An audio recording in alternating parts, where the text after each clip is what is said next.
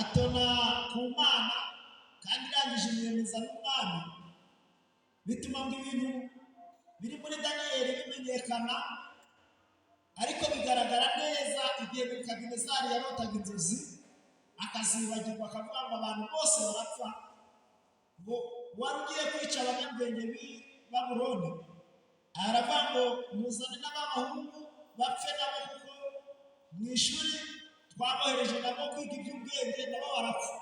Ariko ngo Daniyeli abimenye amenye impamvu y'itegeko ryo kwicwa, asanga ngo urupfu, impamvu y'urupfu ngo ni uko bagiye gupfa bazira ko inzozi umwami yose zibagiranye, kandi ko ashaka kuhagira uwazisobanura.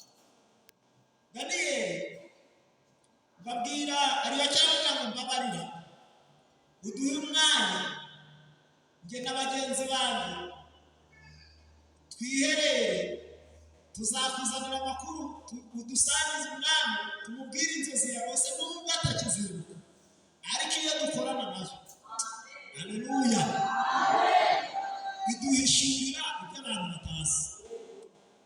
Baravuga se abanyabwenge bananiwe, abakarudaya ko bananiwe bapfa uko byanze, muri gusaba iminsi ingahe? Iminsi 3 tuzayivamo tuje kubwira umwami inzozi yarose. Ngo baragenda bajya mu gitaramo ngo basenga Imana, kugeza ubwo basenze, ubu nijoro Imana ishurira Daniyeli inzozi Nebukadinezari yarose z'igishushanyo cyari gifite ibice bigiye bitandukanye. Arangije ashima Imana, hashima Imana ishobora guhishura ibintu byahishwe. Amen. Ikanyuranya ibihe.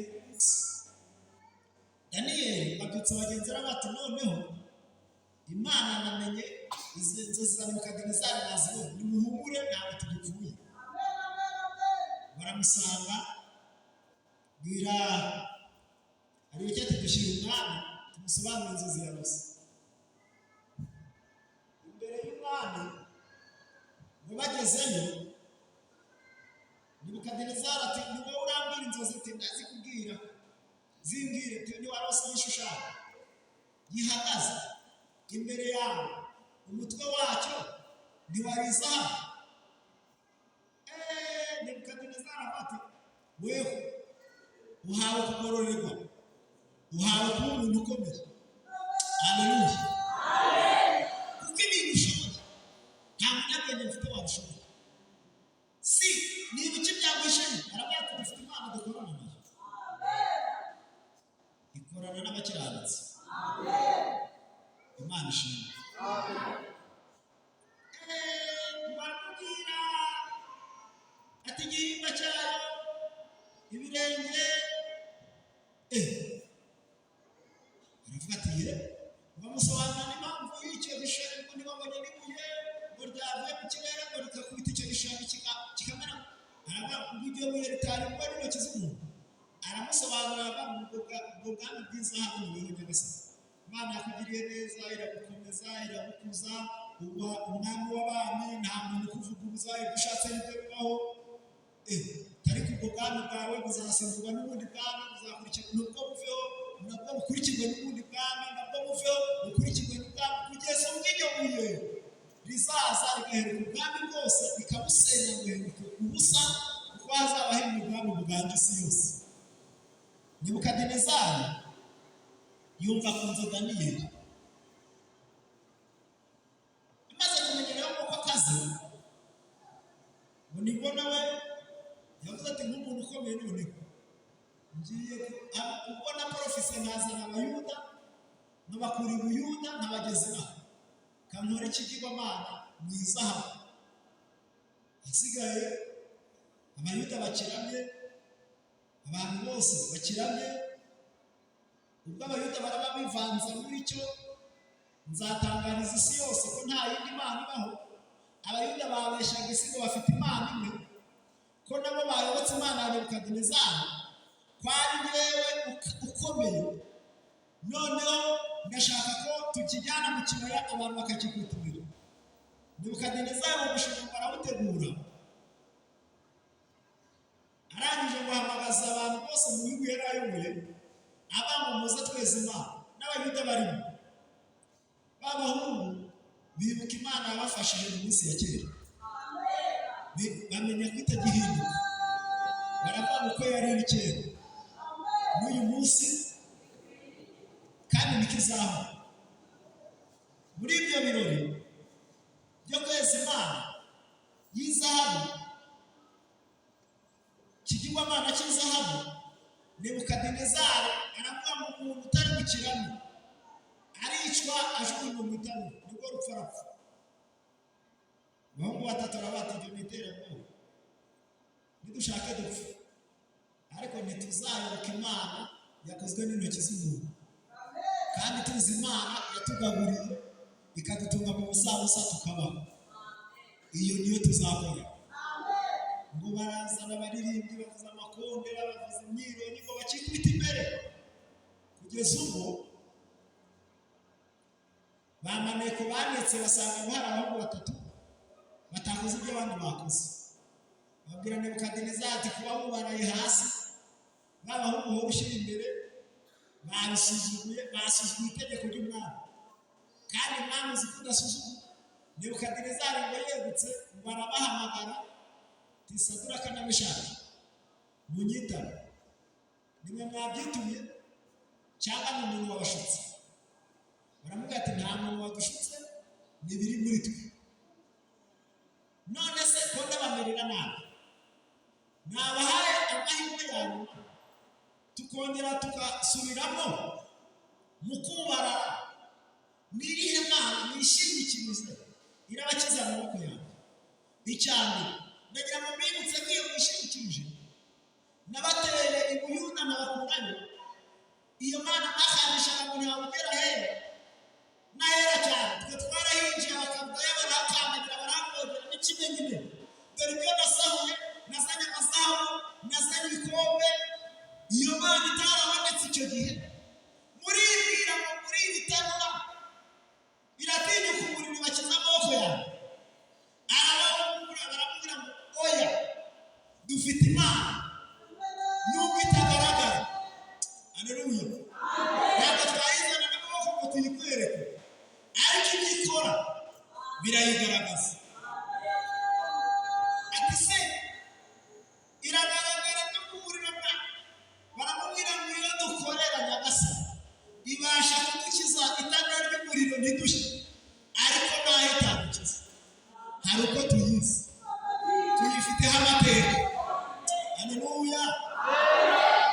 Tuyizi ko ishoboye, tuzayibwira abantu ko ishoboye. Niyo tuzaburara tuzavuga ko yigeze tugaburira, niyo twakwambara ubusa tuzibuke ko hari umunsi yatwambitse, niyo twamwara tuzibuke ko hari igihe yaturengera. Ni situwasiyo z'isi, naho ubundi Imana yacu irashoboye. Haleluya. Nunababara amabare wenyine hari abo yashekeje, nunahomba ihangane hari abo yunguye, nunapfakara ni situwasiyo ni kisitere hari abo yashingiye ugahamagamo, bari barakumbiwe ibagirira neza batera iteka. Haleluya. Ugomba kwitegereza wihangana, ukabwira Satani ngo have wigere ubwoba, hari Imana ikora ibyo ishaka. Baravuga sawa, baragerageza karindwi. Ikosa rya Nebukadinezari yakoze ni ukuvuga ngo arenyegeza itanura karindwi. Iyo uvuze karindwi uba uvuze kuzura kw'Imana. Kuba avuze karindwi avuze mu Imana nubwo atabizi. Baravuga ati ntacyo, ngo barababona. Nyuma yo kwanga gusubiramo barababona. Nta muntu wabahanuye ngo babwire ngo iravuze ngo irabikora. Ndashima Imana ko ibintu ikora byinshi ari iby'ibitavuze. Amen. Ako yakubwiye nuko yari wonye ucoboye kwizera, ariko ibyo ikora byinshi ntabwo iba yabivuze. None se ko waryamye ukaramuka, hari ibyo yari yakubwiye? yabikoze rero itangira ingabo nyinshi zirapfa ubaho. Arangije ngo arababoha, bareba abasaba imbaraga ngo babajugunyemo. Ijuru rikora inama itunguranye itari ku murongo w'ibyigwa yo kugira ngo itabare abantu bayihamije.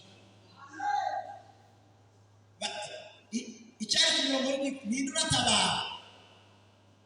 Imitwe yose y'abamarayika mu ijuru hari imitwe myinshi y'abamarayika, kandi buri mutwe ufite icyo ushinzwe.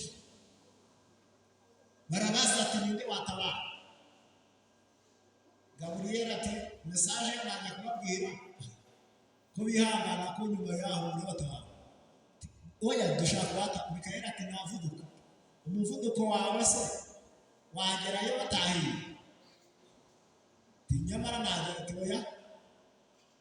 Yesu barahagurutse aravuga ati ngewe nabatabara. Atanga raporo y'ukuntu arabatabara.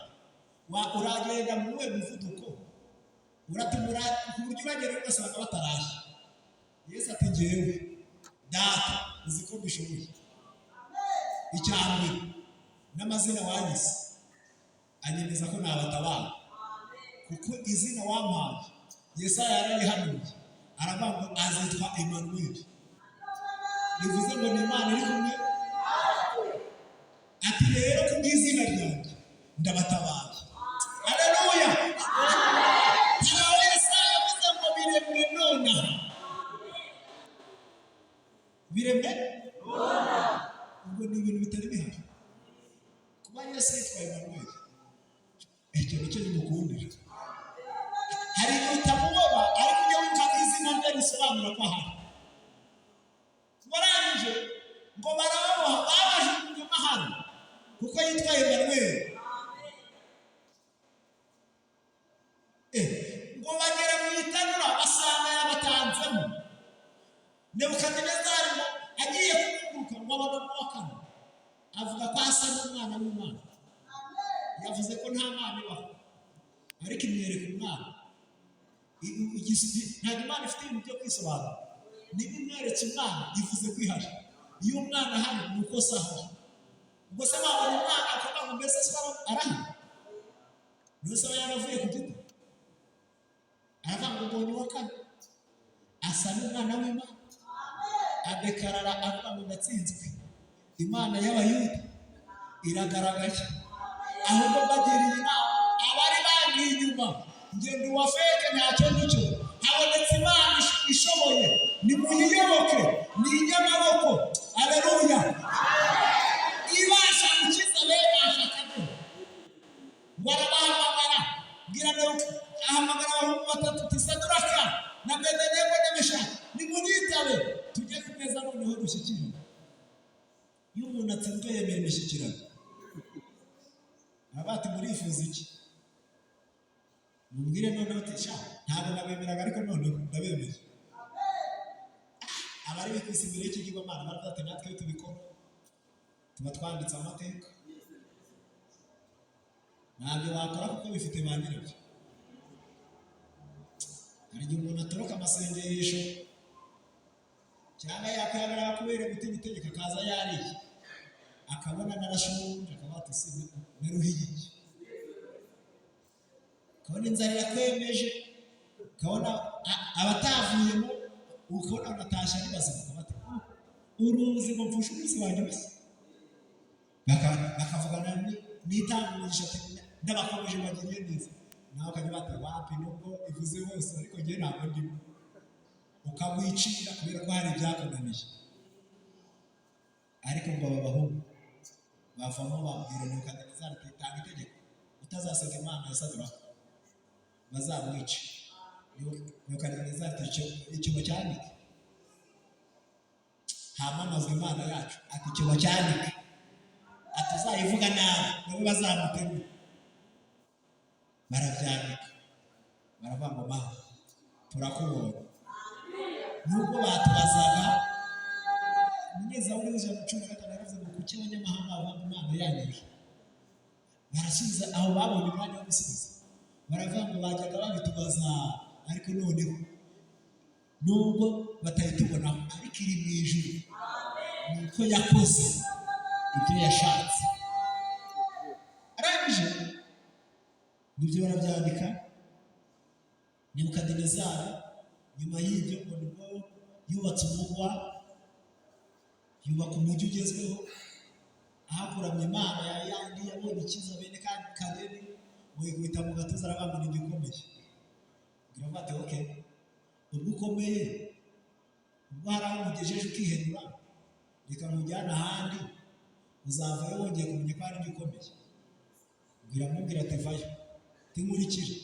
Araje pe, nta n'inkeragutabara zamurindiye umutekano, aragenda n'umushyamba.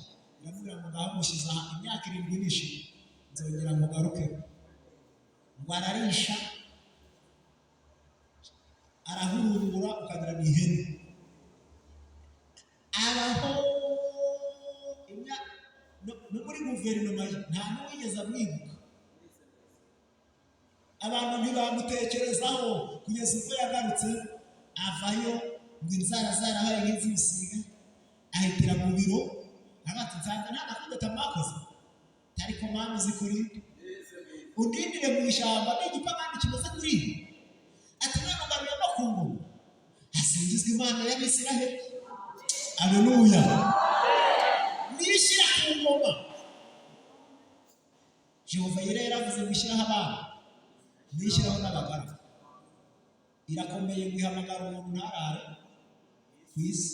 Yaguhamagaje nta mibare wayite, ntabwo wabibwira ngo wize imibare myinshi. Yavango ngo baguruka ikaguhagurutsa ikabamurikira. Nuko Nebukadinezari yamaze kuvaho, hajyaho umwana we Berushazari amaze kwima ingoma. Ngo we rero ngo niwe wafashe ibikombe, baravuga mu kirori yateguye ngo mubizane mbisukemo inzoga n'abagore banjye n'ishoreke n'abatware 1000, tuwe twishimye ibindi bizarangira. Imana y'ijuru iravuga ngo uyu muhungu yubahutse akinishije ibidakinishwa. Ngo kugira ngo ize kumubwire ngo ndakwereka, ngo yohereza ikiganza cyandika ku rusiga, cyandika ngo meni pikeri ufarisi. Ngo bayibonye iyo nyandiko ngo imuhagarika umutima, ngo amabara kumangana acika intege, abwira usanga ati mwemuretse kumwe. Ati se nawe icyo turyohewe. Umuntu urongera kuvuga ngo araryohewe, njyewe ibyo mbonye bitumye ntaryohewe.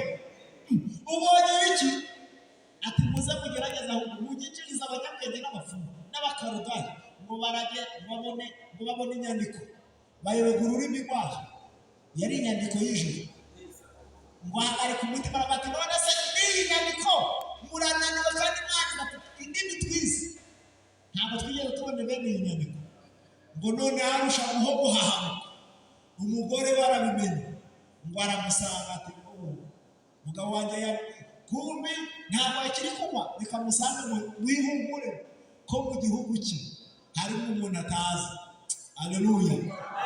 Hari Imana izakuvugira aho utakwivugira. Aragenda akabwira wabaye arabate hari ibintu byananiye. Ati se ntabwo uzi ko ku ngoma ya so Nebukadinezari harimo umugabo w'umwuka w'Imana. Uwo mugabo afite amateka meza, ni inyangamugayo, ni umuyuda wavuye mu Buyuda ariko udasanzwe. Ibintu byananiranye abana n'umwuka utuma bishobora. Ati muzane, batumaho kuri Daniyeli baramushakisha, baraza. Umwana amubonye ati se, amusanga mu kirori. Ati se ni wowe Daniyeli w'Umuyuda data yakuye i Buyuda? Niko twasaba. Ati ni njyewe. Ko amakuru bampaye se niba bakubeshyeye unyisobanura, numvise bakuvuga ko umwuka w'Imana aba muri we, no kwitegereza no kumenya bibana nawe.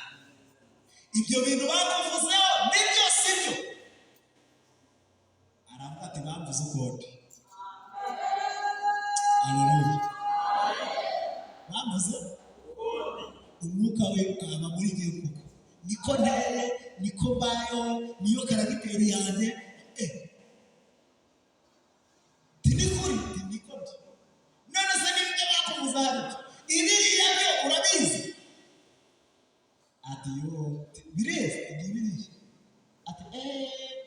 inyandiko y'abanyamwuga meni amagambo abiri meni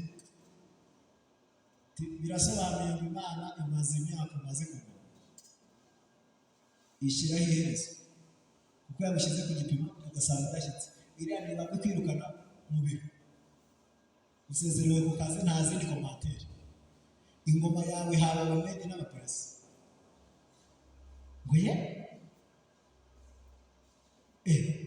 kumbi ingoma ya Nebukadinezari igezwe ku iherezo ahubwo Imana irashaka gusoza ibyo yavuze kera kubwa Yesaya ivuga kwa Kuro ariko hari uzabanziriza Kuro akajyaho ati yakwirukanye iryo joro rero barara bamufashe bamuca umutwe baramwica ubwami buhabwa Dariyo nawe yimye ingoma kuko ubuhamya bwiza bwari muri Daniyeli bwatumye bwatumye mugera no ku mwami aramumenya amuhamagaye amusobanuje asanga ubuhamya bamubwiye kuri Daniyeli ni kwani asanga hari amakuru Daniyeli bari bamufiteho uko yitwara muri karitsiye reka mubwire nawe uko witwara ahantu utuye abantu nubwo bacecetse ariko barabizi bazi uko witwara kuko abantu bazi ko ukijijwe cyangwa kudakijijwe perezida we muri korali kuko akabona icyo acungana nawe ni kuba waje kuripita akabona baha amatangazo ariko abantu muturanye mu sibo babandi mubana mu nzu bo barakuzi bagize bati barakuzi na Yesu nawe ashaka kumenya rero ko abantu batamwibeshya abaza abigishwa be ngo aragiye kujya i Kayisariya ya Filipo aravuga ati ngaho mumbwire abantu bavuga ngo umwana w'umuntu ndinde ko ngewe nkoraga ibintu ariko sinjye kumva ibyo bavuga timumpe raporo y'amakuru wamfiteho muri karitsiye wakwifata nabi uri kwihima amakuru yawe barayazi ati baratanga raporo ngo twebwe aho nerekeye numva bavuga ngo nguri Eliya ati ntacyo bangereranya n'umuntu mwiza tuweho nawe utange yawe aho nerekeye iyo ntuye bavuga bashingiye ku nyuko baragamburiye Yeremiya ati ntacyo na Yeremiya yari umugabo wese bavuga ngo ki baravuga Yohana ngo ni wundi baciye igihanga ati ntacyo uwo bangereranya na wese ndi inyangamugayo wese arabati uri umuhanuzi ati yego rwose ibyo nabyo ni bizima kuko mu murimo Yesu akora ubuhanuzi nabyo riri mu mirimo yakoze ati mwebwe se ibyo ni iby'abandi ubuhamya mufiteho aho nabaniye namwe aho nagendaniye namwe icyatumye mumurikira mubona umwana w'umuntu ndinde barwatase tuzi ko hari ibyo ubwo bafite uko babivuze bafite baragenekereza nabo ariko Petero ugashyira hejuru aravuga ati ngira ariko nakubona uri Kristo umwana w'Imana ihoraho Yesu uri Simoni nanjye guhindura izina umvuze uko ngiye kumuhindura igishoro aleluya kuvuga Imana neza iguhindura igishoro ubwo mvuze uko nanjye ndakugaruye wari Simoni bisobanura mu munyanyenyera bisobanura ngo urubingo rusadutse ariko noneho mutuye ku rubingo mugize ibuye ubaye Petero kandi inzu bafiteho byane kuri urwo rutare n'amarembo ntazamuka ntabwo azabishobora kandi hari ikindi muhaye imfunguzo z'ijuru uwo uzakingura azarujyamo uwo uzareka ntazabitaha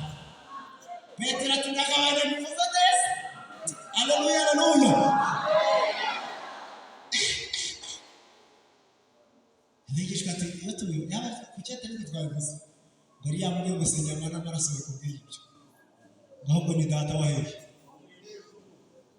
Petero akabagabanya ibyo. Yesu abana nawe ariko yarabyibitse, bakavuga ati yamuhaye ifunguzo ariko ntabwo natwe twabona. Ndahagiye ngo birangira rero akaba ariko Petero ko wiyemeraga akaba yamuca intege. Niyo mpamvu yababwiye umugera ariko basezera ko bati tubwire rero umuritwe uzayobora. Ntaho wavuze ifunguzo ntiwabyumva neza, warabanje intege. Umukuru n'undi muritwe nongera usubire, ntawe yakamubwira ati ngenda usubire mu data uvuge ko ndi mukuru kugira ngo ugende afashe ingoma batazampinga. Ngaho kugira ngo basubize ibyo Petero amubajije, bahamagara umwana mutoya ati ushaka kuba mukuru namere nk'umwana mutoya. Yewe ibyo byo ntabwo ari byo nashakaga. Ati ahubwo nyuma benda kumuga yenda gupfa bafata abigishwa be baboza ibirenge. Petero ati ngewe ntabwo uranyuze, ati ni ntakuragira ntawe duhuriye. Ati okay, ubwo hisemo kunyuza reka nkure mu myenda yose insirite hose hose unyuze hose. Atoya gikuru ni kimwe nuko mpoza ibirenge. Ubwo kandi bimbagiriye namwe mujye mubigirire n'abandi. Bivuze ngo ni ikimenyetso cyo guca bugufi. Byagaragaye ko Petero afite ifunguzo. Ageze saa 9 ku irembo ryitwa Geza, ahasanze ikirego kirabareba ngo bagihe, ariko mbona Yohana bwatemeye ko nta feza nta zahabu n'ubwo turamumanira iki. Yibuka ko afite ifunguzo zitanga uburenganzira bwo guhaguruka. Aravuga turebe n'utwitaho turamuha icyo dufite mu izina rya Yesu w'i Nazareti, kubw'ububasha mpamvu nuko yambwiye ngo mpaye ifunguzo ngo haye ubuzima genda taha. Ngo ikirego ngo gihita gihaguruka, ngo ibirenge n'umugongo bwari birakomera, ngo cyiterera hejuru gihimbaza Imana. Yohana ati wa muntu koko afite ifunguzo. Ku munsi wa Pentekote yakinguriye 3,000 byinjira mu bwami, bahinduka ibyaremwe bishya, baba abakristo, baba babonye ijuru kubera ko bihana. Aleluya. Ariko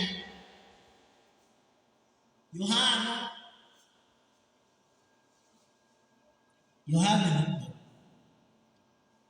mu gihe bamutaga Patimo bibwira ko arapfirayo, kandi nta kindi cyatumye bamutaga ngo uko yari umukiranutsi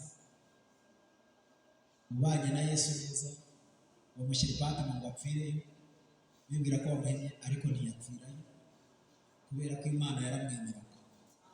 Iyo Imana yakwemeye, iyo Imana ibona amakuru yawe ari meza, umutungo ifite icyo byayisaba cyose yabitanga ariko ukabaho. Haleluya. Daniyeli umwami yavuze ngo numvise bakuvuga. Uzi ko nawe hari ukuntu bakuvuga, hari ukuntu bagira uti pasiteri Kabati mu bakristo mfite nyakiri ni abagabo, kandi yabareba mwese ukabona muzajyayo. Ariko buriya iperereza abona mu rusengero ritandukanye n'iryo babona hanze. Hanze ho bafite uko bakuvuga, cyangwa no mu rusengero bafite uko bakuvuga. Mu rusengero se tutahatanganira ko niyo wabikora rwose twaguseka twanaguhagarika, ariko hanze hari igihe bagushidikanya bakubata se ni umurokore. Umugabo witwa umuhanga witwa Gandhi yaravuze ngo Yesu ndamwemera n'imirimo ye n'ibyo yavuze nuko karagiteri ndazemera, ariko hari ikintu mbere nanga abantu bamwitirirwa kube ati bamaze ngo ubangira iki, ati uko bitwara, uko bavuga, uko bagenda bitandukanye n'uwo bitiriwe. Kandi Yesu yari yavuze ngo nyigire kuko ndi umugwaneza kandi noroheje umutima. Abantu bafite uko bakuvuga, kandi akenshi hari igihe usanga bakuvuga aba ari byo bakavuga ati ajyaga gusenga, aragerageza arasenga, ariko hari ibyamunaniye.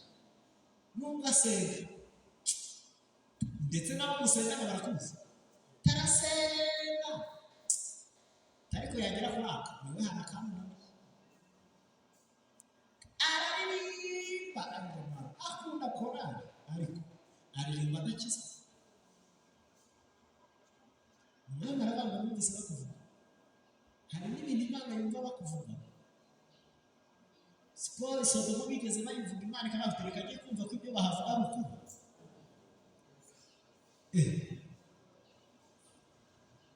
uzi ko bakuvuga hari uwo bavuga ngo ataha amajoro hari uwo bavuga ngo ababyeyi we ntibatsa we yarananiranye mu babyeyi mbere ko udashobotse Imana igihe yiyiziye bizagenda bite mwana aravuga ngo numvise kuvuga ntabwo abadaniyeli bamuvuze neza ariko wewe bakuvuga nabi bakuvuga ko uri umugome bakuvuga ko uri igisa bakuvuga ko wananiwe bakuvuga ko ubeshya bafite uko bakuvuga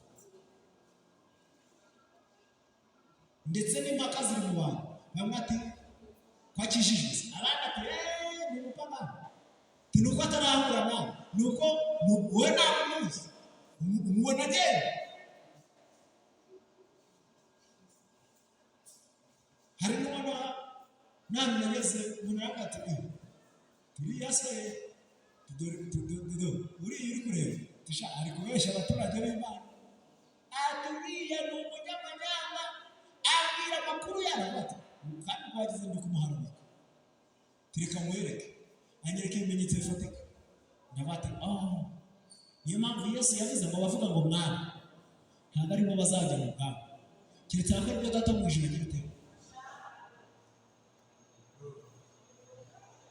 ubuhamya bwawe ni buzima cyangwa warabwangije kandi aho kugira ngo utakaze ubuhamya uzemere upfe mbere y'ubuhamya kuko nupfa we nk'ubuhamya ugasigara n'ubuzima tuzakuvuga neza ariko nubaho ubuhamya bwarapfuye uzaba umeze nkaho byatora bavuze ngo rifite izina ry'uko bariho ariko ni intumbi hari igihe umuntu aba yarapfuye ahagaze n'abantu bacuruza mu isoko buriya hari ahantu nubwo dufite n'abarokore benshi bijya bimbabaza kuko abantu baraza ngo kugira ngo ujye kugurira ku mupende ngo iminzani yabo ngo uzajye kumutanga wajya kugura ahantu bakavuga ngo oya hari abarinda kandi ko mwene data tugurira hano nawe umunzani muzima impamvu bavuga ngo hariya ni muzima ni uko hariya naho baba babigereranyije uko niko bakuvuga hari utabiri mu cyizere ku buryo kugira ngo umuhe ibintu bisaba ko abagabo babaha ndetse ashobora no kubihakana ameze nka rusisibiranya ariko wakubona n'urusengero wateze Imana abantu muri icyo kintu muri abantu beza ntabwo ni umuco mwiza baririmbyi bose baririmba bateze igitambaro kakantu nakemeye iby'umushyitsi rero ntirizinduka riba rigiye none se mbere no kuvuga ntabwo nataha ariko bye kugarukira ku gatambaro gusa bigere no mu mutima cyane cyane amen mu mugende bate bariteka kugira uwo mpura nawe ntabwo ashidikanye bavuga ati bariteka se bariya ni ukukubesha ngo nishyure Pawulo yigeze yumva amakuru y'itorero ry'i Galatiya mbere ayo yari afite yari amakuru ko aririmo bari buzuye umwuka bakorera mu bumwe bafite urukundo ariko yaragiye aza kumva amakuru ko Abagalatiya batakiri mu by'umwuka ahubwo bagiye mu by'umubiri aravuga ati amakuru amugezeho rero yihutira kubandikira aravuga ati se mwabapfapfa ninde wabaroze ko mwatangije iby'umwuka mufite ububyutse mukunze Imana mukunze ijuru mukunze ibya Kristo ninde wabaroze ngo muheruke iby'umubiri ku iherezo ry'ikintu riruta itangira ryacyo nta soni kugeza arababwira ngo nyamara nimuyobe Imana ntabwo inegurizwa icyo umuntu abiba nicyo azasarura ajya nawe ubibira mu mubiri muri uwo mubiri azasaruramo kurora. Aravuga ngo ariko bibira mu mwuka azasarura ubugingo buhoraho. Aravuga ngo ntimukinishe Imana, ntabwo ikinishwa, kuko umuntu wese aziyikorerera uwe mutwara.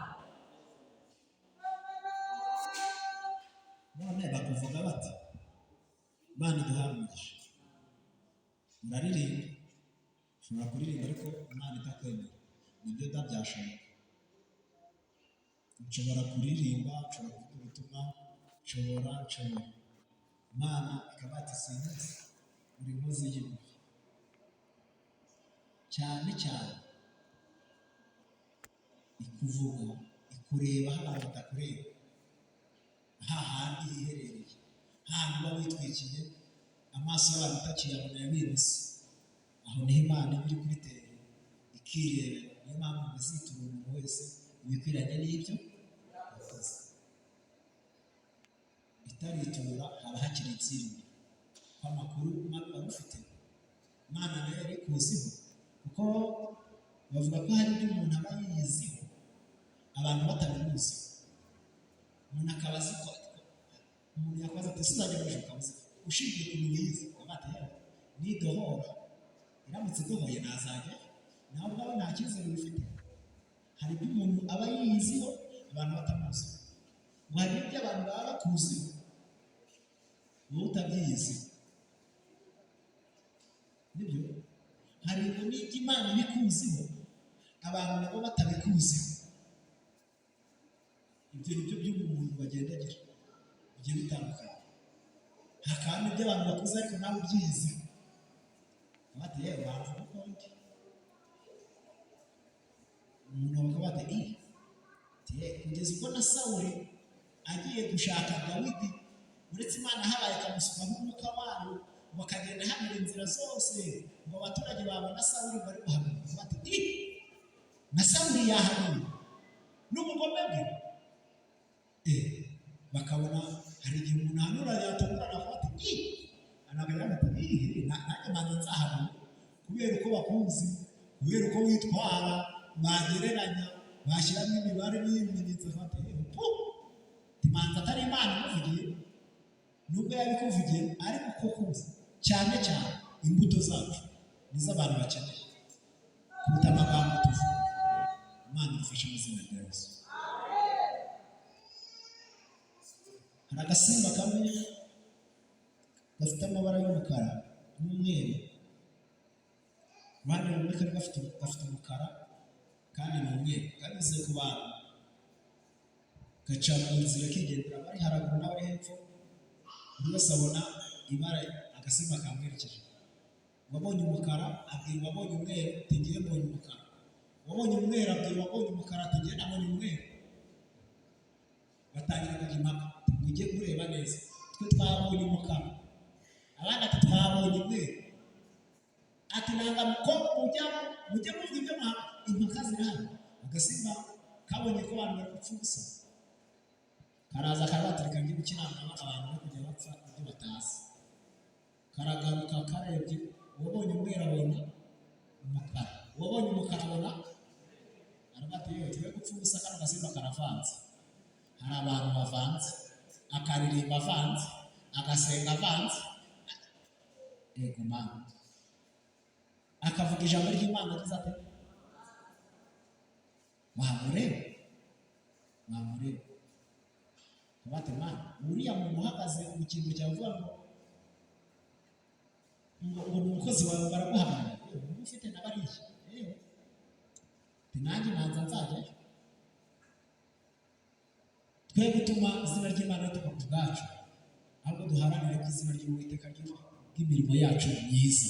Niko muri byavuze ngo nutumbira Yesu uzaba bose bazamenya, bareke ubugome bitabe Yesu. Yesu ati bavuga gute? Ati nuko bakuvuga Daniyeli umwami, ati numvishe bakuvuga, ati niko ndi rwose, ngo bamushatseho kuko yari umukiranutsi. Mu bakiranutsi Imana yirata batatu, uzi ko na Daniyeli abamo. Daniyeli aba mu bakiranutsi Imana yirata, mu isi yirata abakiranutsi batatu. Daniyeli abamo. icya mbere ngo abantu bamushatseho impamvu ku ngoma ya Dariyo ni ukuri barayibura, baramushakira mu mateka ntibamusanga, bamushakira mu bagome ntibamusanga, basanga ngo ari inyangamugayo, baba nta handi wababona ni mu mategeko y'Imana ye.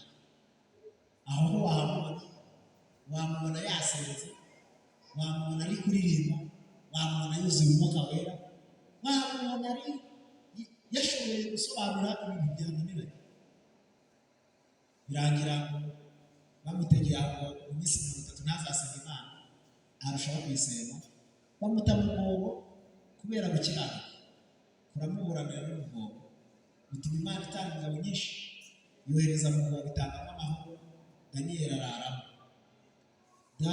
Dariyusi ngo yibambuye kare kare, ngo ajya guhamagara Daniyeli ngo vuga mukundwa, Imana ukorera iteka, kutigeze usiba kuyikorera, kutigeze urambirwa, kutigeze ugambirura mu makuba. Iyo Mana numva gusenga nabonye ukorera, hari icyo yagukoreye ukaba ukiriho Daniyeli ugakunda. Ngo mu gihe ategereje ngo yumva Daniyeli aramusubiza ati Nyagasani, nyakubahwa, Imana nkorera iteka, hari ibyo yakoze, cyane sinagucumuye, sinigeze nyireka kuyikorera, yohereje marayika wayo abumba iminwa y'intare, ntacyo azamubona. Ati niba uriho rero akarumvuganye nawe, sohoka ngurebe, tibakingure usohoke. Ngo arakingura arasohoka, baramureba basanga nta ndwara yamuteye. Aramuhati rero uyu mugabo yarakiranutse, yabanye n'abantu amahoro, abana n'Imana neza. None nanjye mujye mugomba, nanjye mwaransenze ngiye gutegeka, nanze itegeko ntizibarwe, mukira amenyo y'intare. Ngo bagezemo zirabarya, ariko Daniyeli wubashye Imana, akagira ubuhamya mu baturage, akagira ubuhamya n'imbere y'Imana. Haleluya! Imana ibishinzweho iramuburana, Daniyeli abaho. Ngo yari umukiranutsi, yari Imana igushoboza utangire 21 wari ufite amakuru mabi, ariko amakuru meza atuma abantu baguhagarara bakavuga ati ni ukuri, bamubeshye, bakakuvugira naho utari, cyane cyane ahantu uri ko hari n'abantu bakavuga neza kukuha, waba ugiye gato bakakuvuga ibintu, ariko akenshi baba bagutinya kuko ubareba, ariko cyane cyane ubuhamya bwanjye nawe niba nakuvuga nawe ukaba kuguharanira kubera ishyari, ariko be kujya bakuvuga ukuri. Hahirwa abarenganirijwe gukiranuka, kuko ubwami bwo mu ijuru ari ubwabo. Imana nidufashe mu izina rya Yesu. Anyemerera twinginga Imana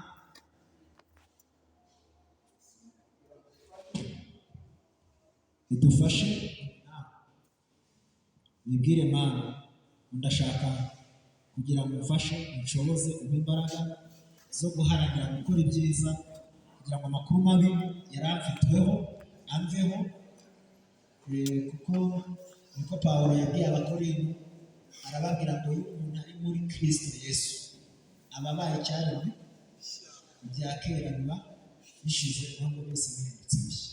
Dutangirane amakuru mashya, Imana iturebe nk'abakozi b'Imana, nk'ibisonga bya Kristo byatoranyijwe, byahawe kumenya iby'ubwiru bw'Imana. Abantu badutekerezaho ko turi abanyamasengesho, badutekerezaho ko turi abakozi b'Imana, kandi ko batuvuga aba ariko tugaragara no mu maso y'Imana. Ibyo nibyo bizatugeza imbere y'ubwami, tugahabwa ingororano zikwiriye abakoze neza. Twakiriye ishimwe, dufashe gusaba Imana, Imana iduhere mu izina rya Yesu.